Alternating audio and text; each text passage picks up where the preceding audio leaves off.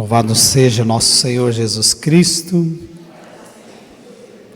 Bom dia.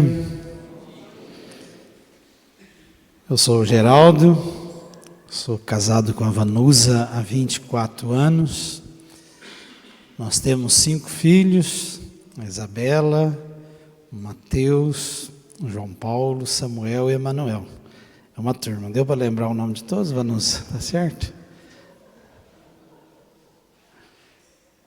E é claro, antes de ser pai, antes de ser marido, como dizia o Marcão, eu sou filho, eu sou irmão, eu tenho 10 irmãos, sou de uma família de 11 irmãos, e tenho uma irmã aqui, a Marcelene, eu sou o 5º, ela é a 6ª, sou o 5º filho. Meus pais já são mortos, minha mãe há 18 anos, meu pai há 3 anos. É uma alegria estar aqui nesse dia para falar de família. O Tatá nos dizia a respeito do projeto de Deus, que é a família. Eu gosto muito de uma frase do professor Felipe Aquino, que esteve conosco ano passado, no Dia da Família. Ele diz que a família é um projeto de Deus, e por ser um projeto de Deus, ela nunca vai acabar. Aleluia! Isso deve trazer no nosso coração uma esperança, porque não é um projeto humano, é um projeto divino, nascido do coração de Deus. Então fala para quem está do seu lado, a família é um projeto de Deus, ela nunca vai acabar.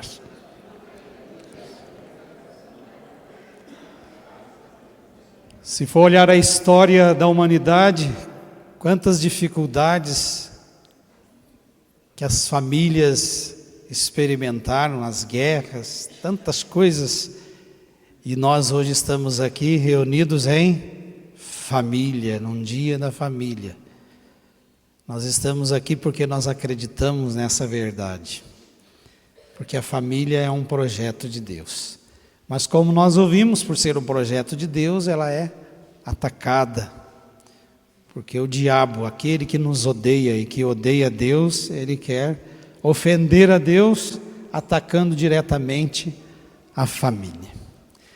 Tem uma outra coisa também, uma frase do Papa Francisco, que ele disse às famílias em Cuba, se eu não estiver enganado, em 2014, ele disse que não existe família perfeita.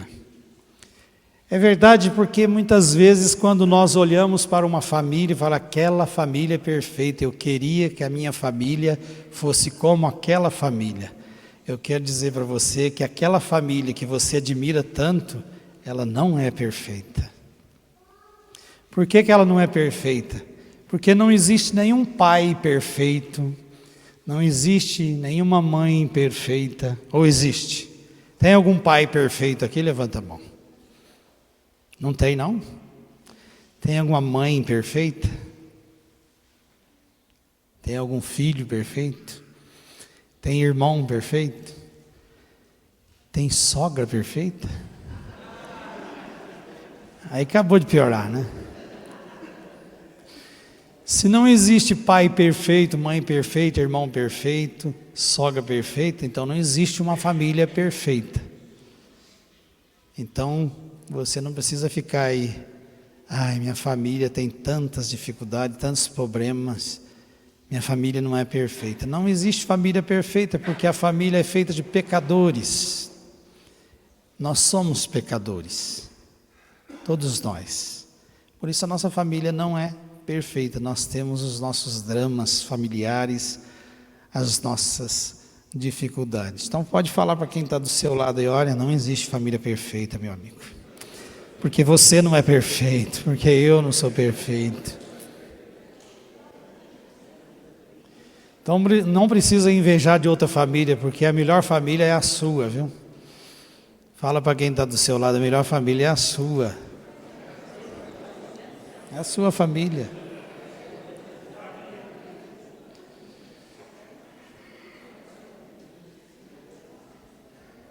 Essa é uma realidade. Se acabar a família, acaba a humanidade, acaba o sonho de fraternidade e a esperança termina. Então não podemos deixar acabar a família. Se acabar a família, acaba a humanidade, o senso de relacionamento, de respeito um para com o outro. Papa João Paulo dizia que famílias fracas, igreja fraca, sociedade fraca. Nós estamos vivendo um tempo, como nós ouvimos muito bem aqui, de uma sociedade fragilizada, uma sociedade fraca, de homens fracos, mulheres fracas, jovens fracos. É ou não é verdade? Porque famílias fracas geram pessoas fracas, igreja fraca, uma sociedade fraca. Nós precisamos investir na família. Por isso João Paulo II, falando sobre isso, ele dizia, se fosse escolher no seu pontificado, o que ele mais trabalharia era a família, porque a família é a célula da sociedade, é a mãe da sociedade. Depois que nós ouvimos a realidade da família, as dificuldades que nós enfrentamos nos tempos de hoje, que é uma realidade, cabe a nós, não podemos conformar com esta realidade. São Paulo vai dizer, não podemos conformar com o mundo. O que o mundo fala a respeito da família, diante de tudo que nós estamos ouvindo e vendo, as realidades familiares, as maneiras que estão sendo ajuntadas famílias, nós cristãos não podemos conformar com estas situações, porque essa não é a família como um projeto de Deus. Nós temos que tomar atitudes coerentes com aquilo que nós acreditamos. O tema que foi me passado é Jesus salva a família do nosso eu para o nós. Essa é uma realidade.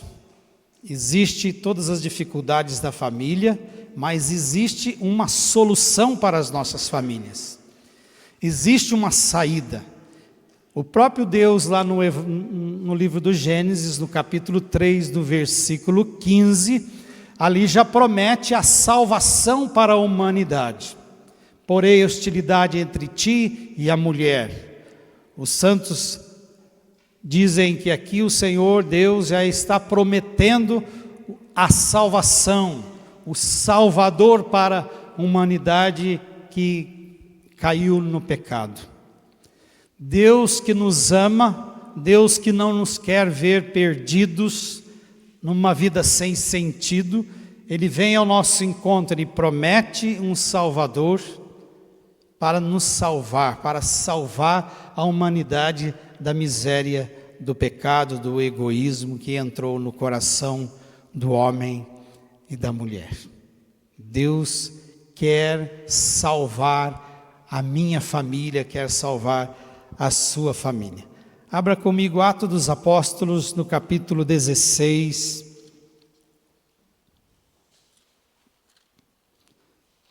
É um texto bem conhecido, que narra para nós a libertação miraculosa de Paulo e Silas. Atos 16, o versículo 25. Narra para nós então a libertação de Paulo e Silas e, como consequência, a conversão do carcereiro, não só dele, como de todos de sua casa, como nos narra as Sagradas Escrituras. Versículo 25, para a gente entrar no contexto. Paulo e Silas, à meia-noite, estavam em oração, cantando louvores a Deus, enquanto outros presos ouviam. Aqui a igreja, batizada no Espírito Santo, Paulo e Silas, cheios do Espírito Santo, porque havia realizado um ato de amor, de caridade, de ação miraculosa de Deus, libertando aquela mulher de um espírito de adivinhação, estão presos, amarrados no cepo, com os pés e as mãos amarradas, mas porque estavam cheios do Espírito Santo, louvavam, cantavam louvores a Deus. Não ficavam murmurando, reclamando, perguntando para Deus por que de tudo aquilo. Eles voltaram para Deus, aquele que é maior do que tudo, e cantavam louvores a Deus. Eles não estavam pedindo para que Deus os libertasse daquela situação, eles estavam louvando a Deus, glorificando a Deus. São homens cheios do Espírito Santo, que tiveram uma experiência poderosa do amor de Deus, a ponto de São Paulo dizer lá em Gálatas: Ele me amou e se entregou por mim. Essa experiência fez com que ele e Silas não olhasse para as dificuldades da vida, mas olhasse para aquele que é maior do que tudo e todos. E porque assim fizeram, de repente sobreveio um terremoto de tal intensidade que se abalaram os alicerces do cárcere. Imediatamente abriram todas as portas, os grilhões de todos se soltaram. Acordado e vendo abertas as portas da prisão, o carcereiro puxou da espada e queria matar-se. Pensava que os presos tivessem fugido. Paulo, porém, com voz forte gritou: Não faças mal algum, pois estamos todos aqui. Então o carcereiro pediu uma luz, entrou e todo trêmulo caiu aos pés de Paulo e Silas. Conduzindo-os para fora, disse-lhes: Senhores, que é preciso fazer para ser salvo? Eles responderam: Crê no Senhor Jesus e serás salvo tu e tua casa. E anunciaram-lhe a palavra do Senhor, bem como para todos os que estavam em sua casa. Levando-o consigo naquela mesma hora da noite, lavou-lhe as feridas e imediatamente foi batizado ele e todos os seus. Fê-los então subir à sua casa, pôs-lhe a mesa e rejubilou-se com todos os seus por ter crido em Deus. Irmãos, o que devo fazer para ser salvo? Essa deve ser a pergunta de toda a humanidade, de todos nós. O que nós devemos fazer para ser salvo? O que nós devemos fazer para a nossa família ser salva? O que nós desejamos para a nossa família? Qual que é o maior bem que nós podemos desejar para os nossos filhos, para a nossa família, senão a salvação? O que eu tenho que desejar para os meus filhos? Que eles sejam salvos. Eu posso desejar, é bom desejar que eles sejam um bom profissional, que eles façam uma boa faculdade, isso é errado? Não. Mas eu tenho que desejar, acima de tudo, que eles sejam bons profissionais e que busquem a Deus e que sejam salvos. O que você deseja para os seus filhos? O que você mais deseja para o seu irmão, para os seus pais? O que você mais deseja? É a salvação? O que você mais deseja para você, para a sua vida? Qual que é o seu sonho? Quais são os seus desejos? É a eternidade? É a salvação? Aquele homem que ficou impactado com um sinal miraculoso de Deus naquele cárcere, que no primeiro momento, pelo pavor, queria se matar, e Paulo, cheio do Espírito Santo, em alta voz, disse: não faça isso, porque nós estamos aqui.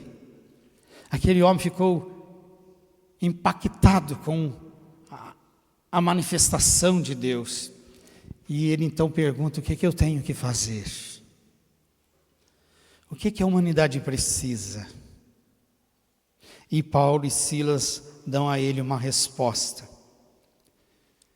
crê no Senhor Jesus e serás salvo tu e tua casa. Muitas vezes achamos que esta é uma resposta simplista. Muitas vezes o mundo apresenta tantas soluções para as famílias, os coaches da vida, terapias familiares, 10 coisas que você tem que fazer para viver bem na família. Então, quando aquele homem perguntou o que eu devo ser salvo, Paulo poderia falar assim: procura um psicólogo. Com todo respeito aos psicólogos. Procura um terapeuta. Faz uma terapia familiar. Qual que é a resposta de Paulo? Crê no Senhor Jesus e será salvo tu e a tua família. Você quer que a sua família seja salva? Crê no Senhor. Crer é entregar-se, é abandonar a nossa vida nas mãos de Deus. Crer é obedecer a Deus. Deus quer restaurar a nossa família a partir de nós, a partir de você. Mas Ele pede a mim, pede a você fé. Uma fé que se abandona nele. Que acredita na sua palavra, porque o pecado entrou no mundo, porque Eva não acreditou na palavra de Deus, porque o diabo fez com que Eva desconfiasse de Deus. É ou não é? O diabo colocou uma interrogação na cabeça de Eva. Deus disse, isso não é verdade. Aquela fé, aquela entrega total que ela vivia, que aquele casal vivia em Deus, agora gerou a desconfiança. Deus quer restaurar a nossa família, primeiro no nosso coração, quer restaurar a nossa fé. E essa fé em quem? Em Jesus Cristo. Jesus Cristo, Senhor. Crê no Senhor Jesus. Portanto, Jesus Cristo tem que ser o nosso Senhor. É tê-lo como o centro de nossas vidas.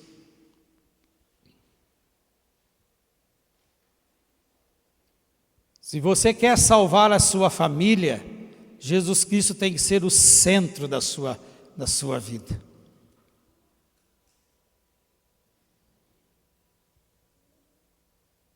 Ele não quer ocupar o segundo lugar na nossa vida.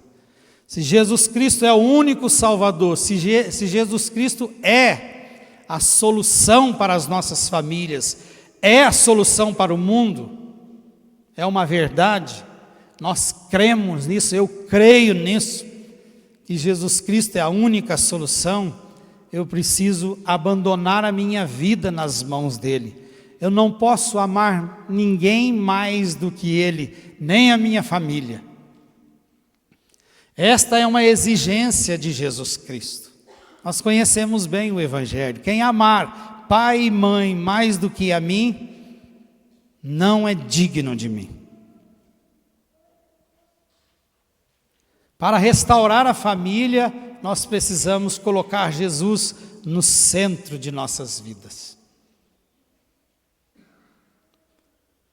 Como eu disse, sou casado há 25 anos, nós temos 5 filhos, a Vanusa, casamos em 99, já fazia 2 anos que eu estava trabalhando na casa de formação.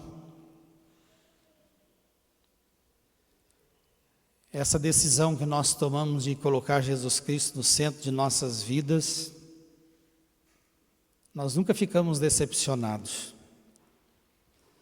É fácil? Não é fácil. Mas eu quero dizer uma coisa para vocês. Eu nunca deixei a minha família para servir a Deus. Mas eu nunca deixei a Deus para servir minha família. Nunca. Nunca nós podemos deixar a família, a responsabilidade de família que temos para servir a Deus, mas também não podemos, agora eu tenho que cuidar da minha família, porque é um tempo que eu tenho que ficar para mim, para a minha família, e deixar Deus. Eu sei que muitos aqui têm passado dramas familiares e permanecem firmes na fé. É esse mesmo caminho. Não queira você cuidar da sua família, eu vou dar um tempo para me cuidar da sua família, porque a solução da sua família não é você. A solução da sua família é Jesus Cristo. Crer em Jesus Cristo como Senhor é abandonar a minha vida nas mãos dele, é tomar uma decisão. Você tem que tomar uma decisão. Ah, mas as pessoas da minha família, meus irmãos, meus pais, minha esposa, meu marido. Mas você precisa tomar essa decisão. 2 personagens na Bíblia que me chamam muita atenção sobre o quesito de família e o serviço a Deus. Inclusive, por providência de Deus, hoje é um dos personagens, que é Josué. É a leitura de hoje. A quem você quer servir?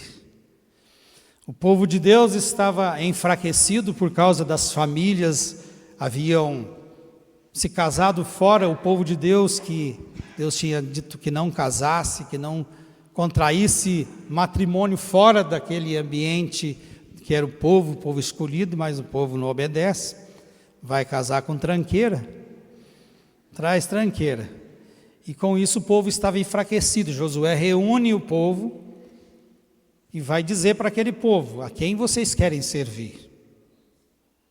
Aos deuses além do Eufrates, ou ao Senhor nosso Deus Todo-Poderoso, que fez e que faz grandes coisas por nós? E ele toma uma decisão: eu e minha casa serviremos ao Senhor. Não importa o que o mundo vai dizer em relação à família, o que pensam a respeito da família, o que você pensa a respeito de família? Qual que é a tua decisão em relação à família? E uma coisa que me chama a atenção aqui, com todo respeito, Josué não perguntou para sua esposa, para os seus filhos, o que eles achavam. Ele toma uma decisão em favor de Deus. Faz uma opção radical, fundamental. Eu e minha casa serviremos o Senhor. Quem garante que a família dele estava disposta a servir? Mas ele toma uma decisão. Quem garante que o seu filho vai seguir a fé? Ninguém garante, mas você precisa tomar essa decisão. Um outro personagem no Novo Testamento é Zaqueu.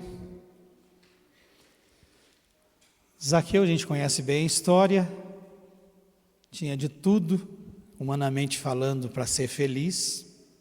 Tinha uma vida boa, tinha prestígio, tinha dinheiro. Mas sabemos que tinha os seus dramas, suas crises, e ele vai então procurar Jesus. E Jesus vai dizer para ele: não quero só você não, eu quero sua família, eu quero sua casa. Eu quero ir lá na tua casa. E Zaqueu então acolhe Jesus em tua casa. E Jesus na mesa, Zaqueu, diante daquela experiência de salvação que ele estava tendo ali naquele momento, diante das palavras de Jesus Cristo, ele encontra um sentido para a sua vida. Ele vai dizer: vou devolver tudo que eu roubei. Porque ele encontrou o tesouro maior. Quando você encontra o bem maior, as coisas, o resto é resto. Ele toma uma decisão em favor de Jesus Cristo. Ele toma uma decisão de colocar Jesus Cristo como centro de sua vida. Mais uma vez aqui, ele perguntou para Zaqueia o que ela achava. Zaqueia, eu vou tomar uma decisão, vou devolver tudo que roubei, então toda essa vida de mordomia que nós temos vai acabar. O sujeito vai devolver 4 vezes mais do que ele roubou e vai ficar numa situação delicada. Mas ele toma a decisão, ele arca com as consequências de sua decisão. porque agora ele encontrou o bem maior na sua vida, ele toma uma decisão em favor de Jesus Cristo, ele crê em Jesus Cristo como um centro, como um Senhor de sua vida, ele decide por Jesus Cristo, e arca com as consequências dessa decisão. O que a Zaqueia, o que o Zaqueuzinho ia falar, ele arca com as consequências. Fala para quem está do seu lado aí, você precisa ter Jesus como centro da sua vida, como Senhor da sua vida. Porque crer na existência de Deus, crer na obra salvífica por meio de Jesus Cristo, acredito que muita gente crê. Mas esse se entregar, esta fé de tomar uma decisão em favor de, são poucos. E esse é o apelo que o Evangelho nos faz, que a palavra de Deus nos faz. Tomar uma decisão, como diz o cardeal Raniero Catalamesso, uma decisão decisiva. Tomar uma decisão em favor do Evangelho de Jesus Cristo. Tomar uma decisão em favor de Jesus Cristo. Porque Ele é o único Senhor, Ele é o único Salvador de nossas vidas. Jesus Cristo. Dá um chacoalhão quem está do seu lado aí. Acorda, Jesus Cristo é o Senhor.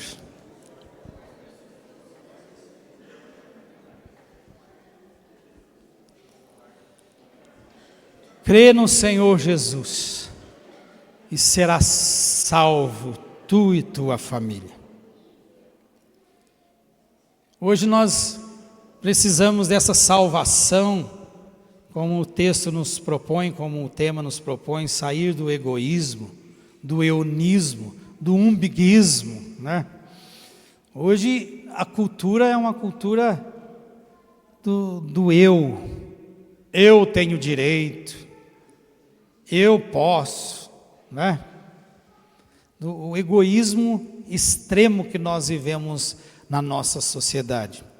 Por que a sociedade vive esse egoísmo extremo? Porque falta o amor. Porque onde existe amor não existe egoísmo. O amor lança fora todo o egoísmo. Porque o egoísmo é buscar o seu próprio interesse, cada um para si. Quantas famílias que vivem na mesma casa, mas cada um no seu mundinho, cada um na sua realidade, sobretudo agora com a realidade de celular, cada um no seu quarto, cada um no seu ambiente, às vezes estão sentados juntos no mesmo lugar, mas cada um está num mundo diferente, está numa realidade diferente. Uma cultura profundamente egoísta, que não está disposto a nenhum sofrimento. Começou um pequeno sofrimento, já vou largar porque Deus quer a minha felicidade. Vocês já ouviram isso? Deus quer que eu seja feliz. Mas quem disse que Deus não quer que seja feliz, ou anta? Deus nos criou para isso. Mas felicidade não significa ausência de dificuldade, de sofrimento. A felicidade se dá em meio a essas situações.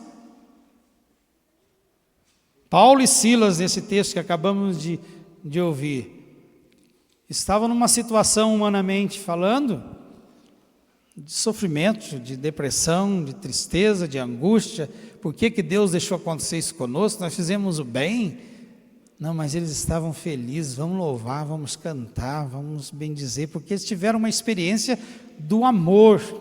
Porque é verdade, porque a salvação que Jesus Cristo nos traz é uma salvação que liberta o nosso coração do egoísmo. Uma experiência de amor. São João vai dizer que quem não ama não conhece a Deus, porque Deus é amor. Então não é possível amar sem uma experiência do amor de Deus, uma experiência libertadora do amor de Deus. É o amor de Deus que nos liberta, porque sem o amor de Deus, sem experimentar o amor de Deus é impossível.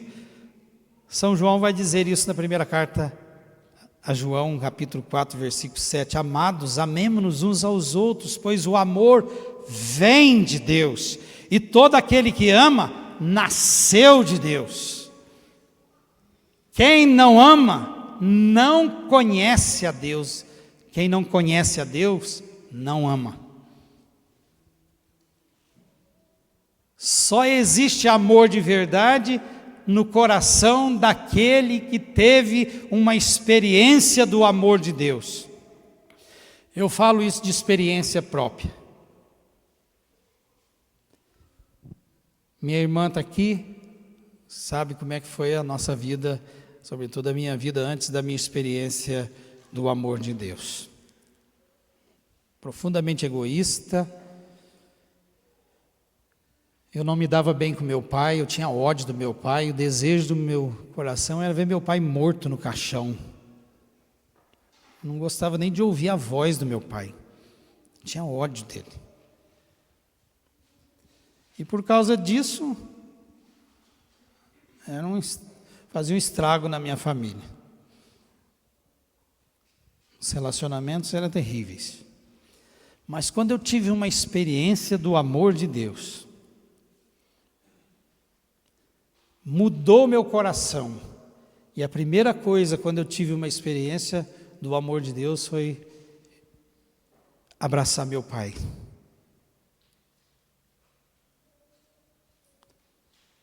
Porque o amor me capacitou a perdoar e amar meu pai, apesar de todas as dificuldades.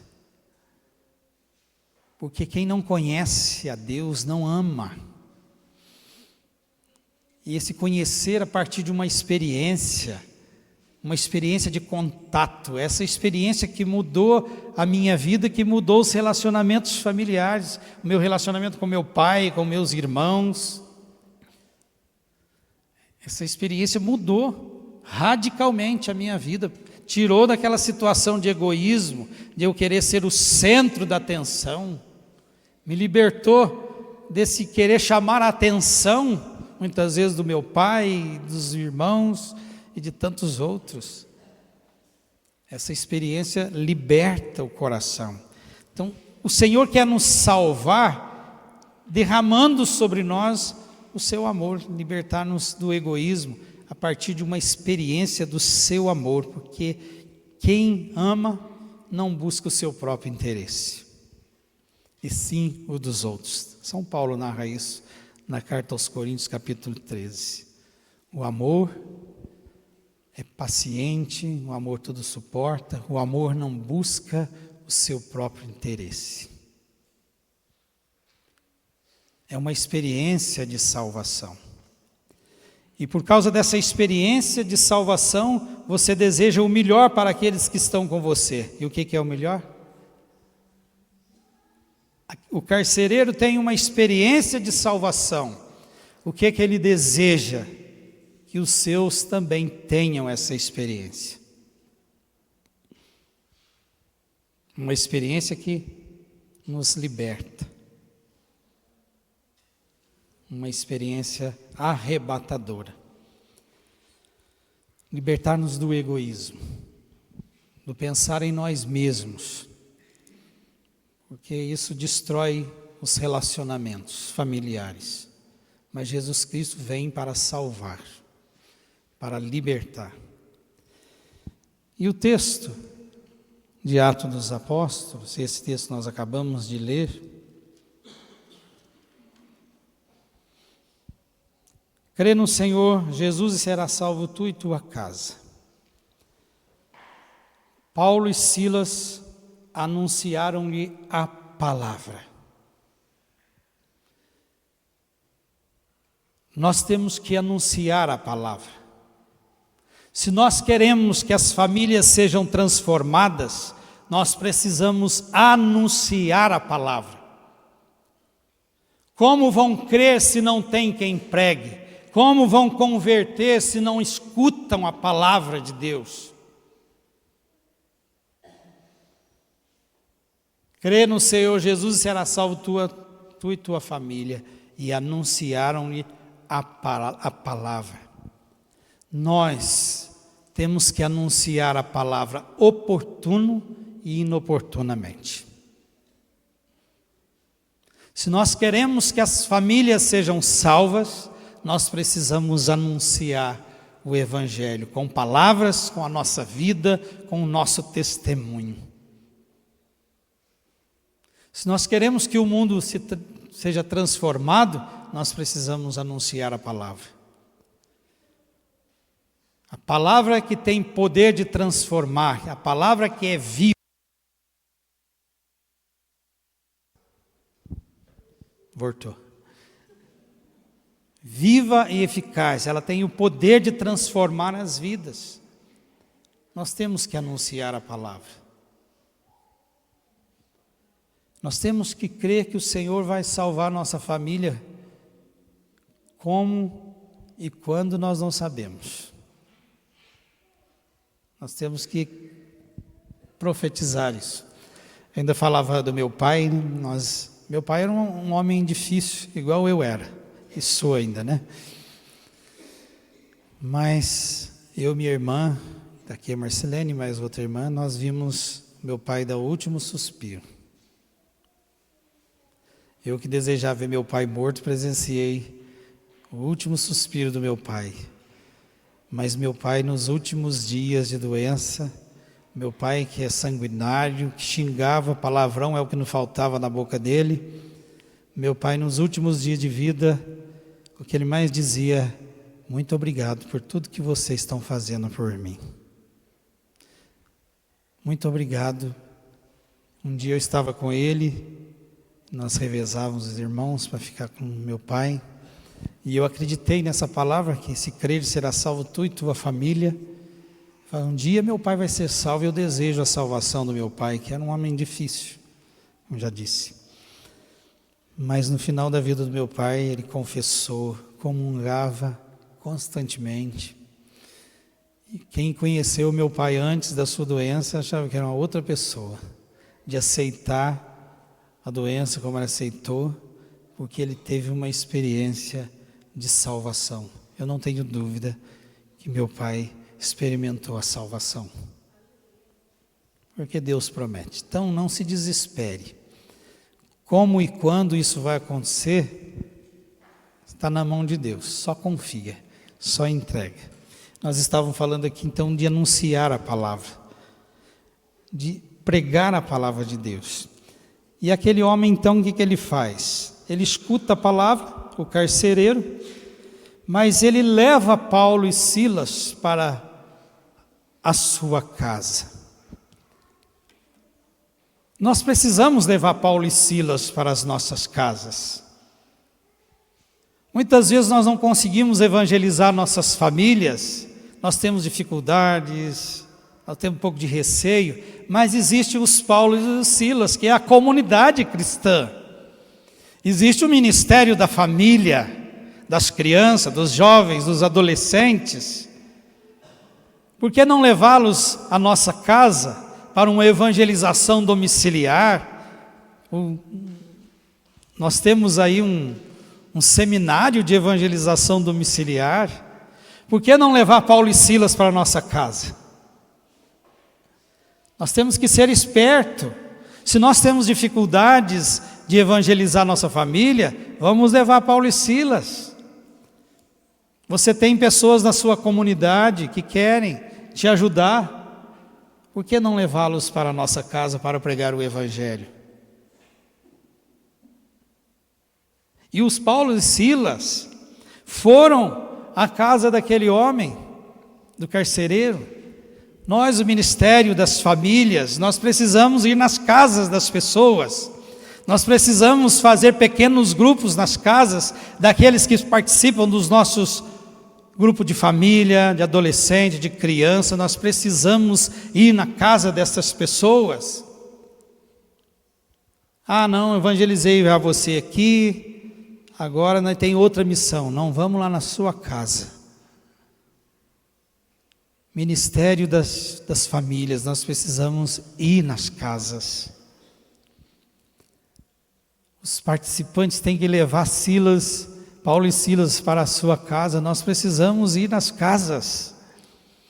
Nós precisamos pregar o Evangelho nas casas, porque tem muitos que não conhecem o Evangelho, que não ouviram o Evangelho da salvação. Ah, mas se eu levar lá em casa vai ser difícil. Arruma um jeitinho para você levar Paulo e Silas na sua casa lá. As crianças, seu filho convidou eu para vir aqui na sua casa. Vamos pregar o evangelho nas famílias. Nós queremos que as famílias sejam salvas. Você quer que a sua família seja salva? Peça ajuda. Nós somos uma comunidade de homens, mulheres cheios do Espírito Santo. Vamos fazer pequenos grupos nas famílias, com as crianças, com os jovens, com os adolescentes, com os casais. Tem que sair. Eu sei que muitos já fazem isso, graças a Deus, e precisamos fazer mais. Tem muitas famílias pedindo socorro do Ministério Ágape, do Ministério das Crianças, dos jovens, dos adolescentes. Precisamos visitar as casas, porque tem muitos jovens sofrendo, padecendo, porque seus pais não concordam com a sua opção de seguir o Evangelho. Nós precisamos lá mostrar para os pais desse jovem que ele está certo, que esse é o melhor caminho, que Jesus Cristo é o melhor caminho. Nós precisamos ir na casa, nós precisamos levar as pessoas, nós precisamos ir até as casas das pessoas. Meus irmãos, o Senhor quer salvar a minha e a sua família. O Senhor quer fazer milagres na nossa família. Ele pode fazer, como fez na vida daquele carcereiro. Deus cria situações. Imagine só, cria uma situação para aqueles dois irem presos, padecer no cárcere para salvar uma família. E eles se sujeitaram e aceitaram isso com alegria. Deus cria situações para que a família seja salva. Deus quer salvar a minha e a sua família. Quer salvar os seus filhos. Quer salvar seu marido, sua esposa, seus pais, seus irmãos. Existe uma solução para a sua família. Existe uma solução para a sua casa. E essa solução tem um nome. É Jesus Cristo. Existe uma solução para as nossas famílias. É Jesus Cristo, o único Salvador. Continua firme nessa decisão que você tomou em seguir o Evangelho. Em ter Jesus como centro de sua vida, em amá-lo mais do que tudo na sua vida. Não ame mais a sua família mais que Jesus Cristo. A gente tem um texto no começo dessa semana de Ezequiel 24, versículo 15, que fala que o Senhor diz assim para o profeta: vou tirar aquilo que encanta os teus olhos. E sabe o que encantava os olhos do profeta? A sua esposa.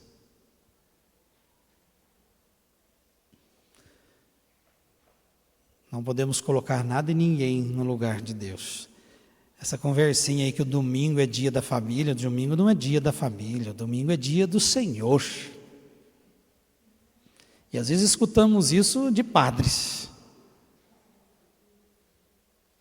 O domingo não é dia da família, o domingo é dia do Senhor. A família é mais importante. Essa semana eu escutei um membro da comunidade mandou uma mensagem para mim de 3 minutos e meio, justificando que ele precisa cuidar da família dele e afastar da comunidade, porque a família dele é mais importante. Eu nem respondi para essa pessoa. Porque se você quiser salvar, tem um texto que diz: se você quiser salvar a sua vida, você vai perder. Se você quiser salvar a sua família, você vai perdê-la. Mas se você perder a sua família por causa de Jesus Cristo, você vai salvar. Se você não arredar o pé, permanecer firme na sua decisão, a sua família será salva. Coloca a mão no seu coração. Nesta manhã, comecinho de tarde, nós queremos abrir nosso coração para esta verdade salvadora, essa verdade que é Jesus Cristo. Como nós ouvimos o Tatá dizendo das dificuldades, todos os problemas que vemos hoje no mundo, mas nós como cristãos não conformamos com esta realidade, com essa cultura anticristã, antifamília. Nós acreditamos que existe um Salvador, que existe uma solução para a nossa família hoje. Um Senhor que nos liberta do egoísmo, do egocentrismo, nos liberta das carências. Um Senhor que salva as nossas famílias. E é Jesus Cristo. Nós queremos convidá-lo a entrar na nossa vida, na nossa casa, na nossa família. Como aquele carcereiro pediu Paulo e Silas que subisse até a sua casa. Porque aquilo que ele experimentou, ele queria que os seus também experimentassem. Esse é o desejo do nosso coração, que todos nós, os da nossa família, também tenham uma experiência de salvação como nós aqui. Nós desejamos que o Senhor salve a nossa família e cremos que Ele tem o poder para isso. Quando e como, só Ele sabe. Mas acreditamos que Ele pode fazer isso. Diga para o Senhor: eu creio, Senhor, eu creio que o Senhor tem o poder de salvar a minha família. Eu creio que o Senhor é a solução para a minha família. Eu creio, Jesus, que não existe outro Salvador, não existe outra solução, não existe outro caminho senão o Senhor. Eu creio que Tu és o único Senhor. Eu creio que a minha família será salva. Eu creio, Senhor, que na hora, que no tempo certo, do jeito certo, no seu tempo, eu creio, porque Tua palavra é verdadeira. Se creres, será salvo tu e tua casa. Eu creio nisso. Diga para o Senhor: eu creio nessa palavra. Senhor, eu creio na Tua palavra. Eu creio, Senhor. Eu creio nessa palavra. Se creres, será salvo tu e tua família. Eu creio, Senhor. Por isso, Senhor, nesta manhã eu convido, entra na minha casa, entra na minha vida, entra na minha história, entra na minha família e faz milagres, Senhor. Muitas famílias precisam de milagres. Eu creio, Senhor, que muitos de nós precisamos de milagres, de curas, de prodígios, Senhor, de libertação de vícios, libertação, Senhor. Nós queremos pedir, Senhor.